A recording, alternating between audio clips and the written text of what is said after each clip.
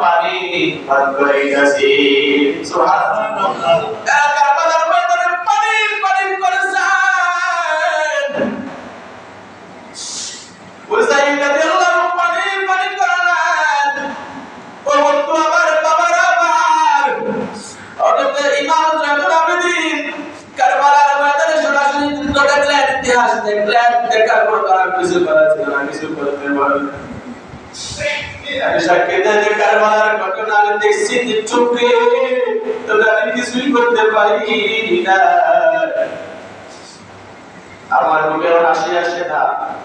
মানুষ জিজ্ঞাসা করে না তুমি তো হাসো না বলে আবার হাসির জন্য আমি কারবালার ঘটনা দেখছি তোমরা যদি কারবালার ঘটনা দেখতাই তোমরা আমার জীবনে আসতে না এত ভয়ঙ্কর কারবালার ঘটনা হয়ে গেল আলী আকবর শহীদ হয়ে গেল আলী আকবর পানি পানি বলে কাঁদে তার বাবা আমাকে একটু পানি পান করাও হুসাইন দেখো বাবা আমিও পানির পিপাসায় বড় ক্ষুধার্ত আছি তারপর আল্লাহর কাছে তারা সাহায্য চাইলে তো আল্লাহ সাহায্য করতে পারতেন কিন্তু আল্লাহর সাহায্য চাই না এরা বলতো আমার বাবা আমার হুসাইন দেখতে আলী আকবর তোমার জিম্মা দিয়ে আমার জিম্মার মানে টান দাও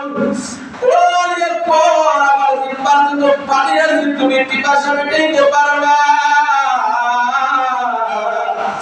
আলী আকবর বাবা আমি যদি তোমার জিম্মার পানি নিয়ে আমার পিপাসা মিটাই